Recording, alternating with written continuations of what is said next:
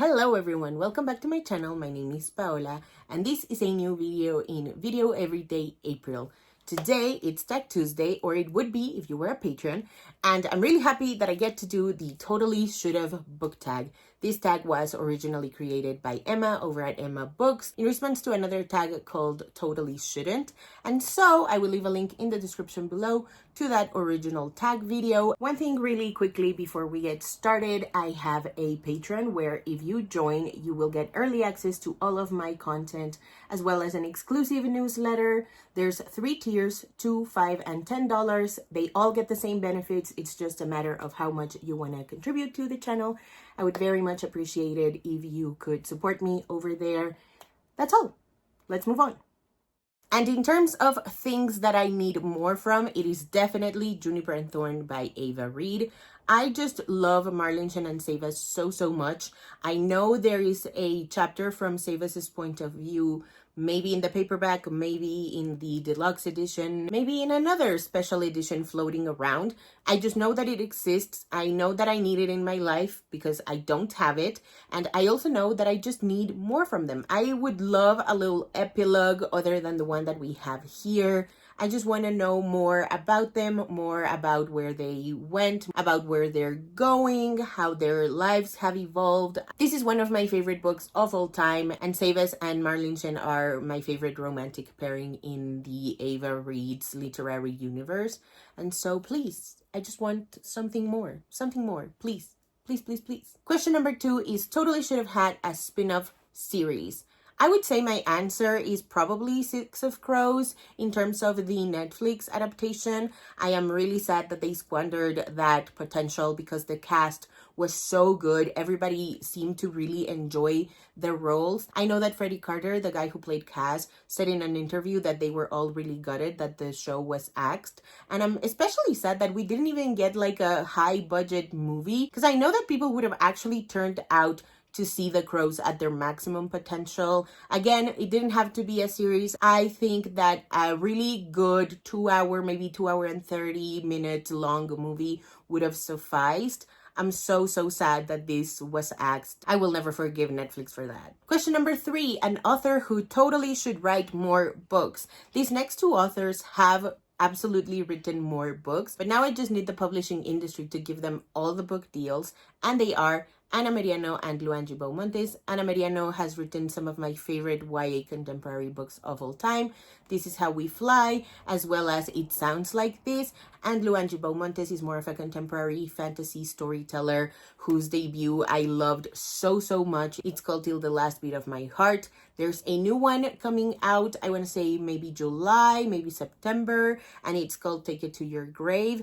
The covers of all of these books are so fantastic, and I just know that the publishing industry is absolutely missing out on not giving them more book deals. Question number 4, a character who totally should have ended up with someone else. This might be controversial, but I'm going to say it anyway. Belly Conklin from The Summer I Turned Pretty should have ended up with either Jeremiah or a hot Parisian boy, especially in that whack-ass TV show adaptation of Hell.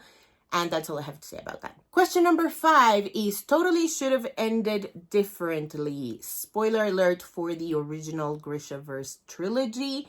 I do want to say that I understand why Ruin and Rising ended the way that it did. It felt quite satisfying, especially upon my reread of it, but I have a feeling it didn't have to end that way, because the first time I read the books I was like, oh, I feel like this comes kind of out of nowhere, especially given how like satisfied Alina is with losing her powers.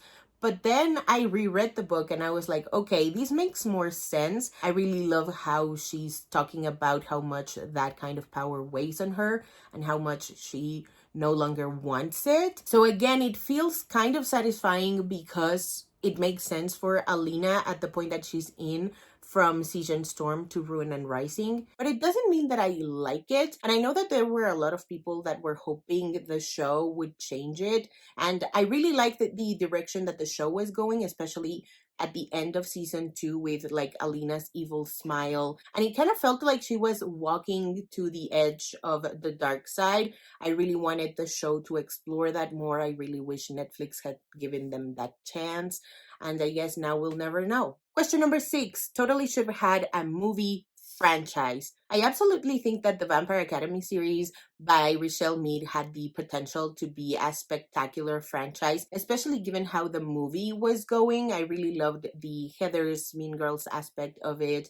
I feel like it was kind of towing the line with Jennifer's Body writing and sort of horror-y territory. I feel like these movies, while not completely faithful to the books, would have made for a really fun vampire romp that I know a lot of people would have appreciated, especially back when the first movie came out. And yes, I have seen the Peacock series, and in my opinion, it's not very good, not only because it's not a great adaptation, but also because I found it a little bit boring. I'll talk about that more in another video. But yeah, I really think that these books had the potential to be like a supernatural Mean Girls, Jennifer's Body hybrid that a lot of girls would have loved, myself included. Question number 7, totally should have had a TV show. Without a doubt, Three Dark Crowns by Kendar Blake. I feel like this is ripe for a great TV show adaptation, especially with the right budget. I really love the brutality of this series. If you don't know, it is a YA fantasy series, and it's about 3 sisters who have to fight to the death so that one of them can become Queen of Fenburn. They all manipulate different kinds of elemental magic.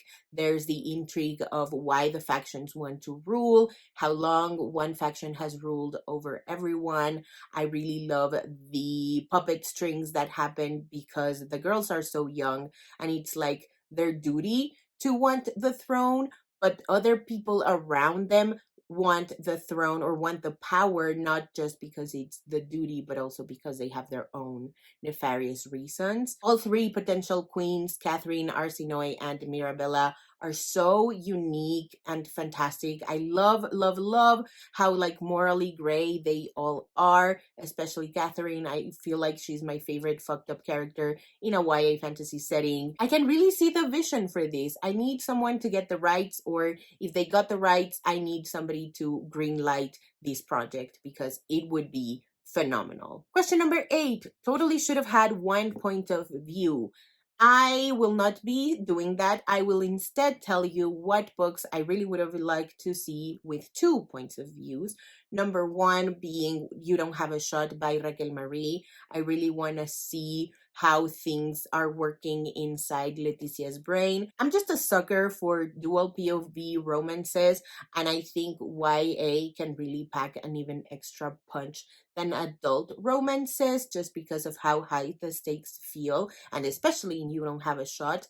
I really would have wanted to see a little bit more of what Leticia's thought process was, and especially in terms of how she was going about her own internal or interpersonal conflict, as well as her relationship with Valentina. I can understand why it wasn't a dual POV, but I still would love to see something from Leticia's point of view. 2 other books that I think would have really worked with dual POV would be Love of the Record and The Roommate Arrangement by Samantha Markham, but even more so for The Roommate Arrangement because that is the more hard-hitting book out of the 2. Still want to see a little bit more of Three's perspective in Love of the Record. I think he's such an interesting character. I just really would have loved to see a little bit more of what's going on in his brain. Whereas for the love interest in The Roommate Arrangement, I really wanted to see a little bit more of the yearning. Maybe in the paperback, I don't know what's going on, but I really would love to see more. Question number 9 is totally should have a cover change. I want to say that a bunch of the adult romances that were originally hot couples kind of hooking up, looking at each other intensely, that are now either illustrated covers or like a stock image of a food item. I just don't like those. All the love to the artist. I think they're doing a fantastic job, but I think the original covers did a better representation of what's inside the books. I'm thinking of one author specifically, but I just don't want to name names. And I think in general, the illustrated cover of it all has gone a tad too far. Again, all the love to illustrators, all the love to the artists, but I don't think these illustrated covers convey what's happening in the books quite as well, especially once again in adult contemporary romances or just adult romances in general. Question number 10. Totally should have kept the original covers. Once again, a bunch of adult romances. Once again, I'm thinking of one specific author. I'm not naming names, but my goodness, the covers used to be so hot, and now they're just like, I'm really, really sad that these cover changes happen, because once again, the original covers with like abs or with two people looking at each other like they can't wait to rip their clothes off is a better representation of what's happening in the books. And finally, question number 11. Totally should have stopped at book 1. The answer is so easy. Divergent by Veronica Roth.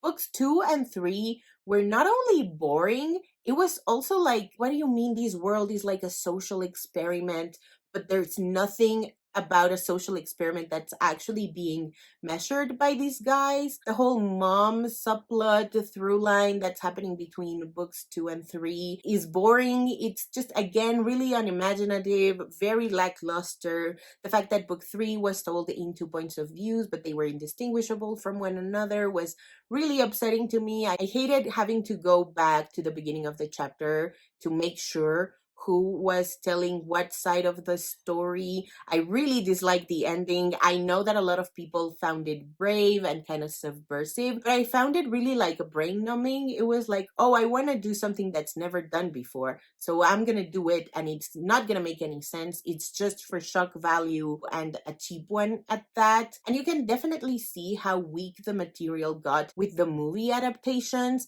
I remember going to the theater and being so confused with movie 2 because there was a box that they were trying to open, and apparently like the divergent brains were the only ones that could open the box, and I was like, wait, what's happening? That's not in the books, and I'm not sure what that contributes to the story. I guess they were trying to insert the social experiment of it all or something. And I also didn't like that some people were more divergent than others, and I just think that book 1 ends perfectly with that open-ended hopefulness. Alrighty, so that's it for today's video. Thank you guys so much for watching. If you haven't already and you'd like to, go ahead and hit subscribe, and I'll see you in the next one. Bye!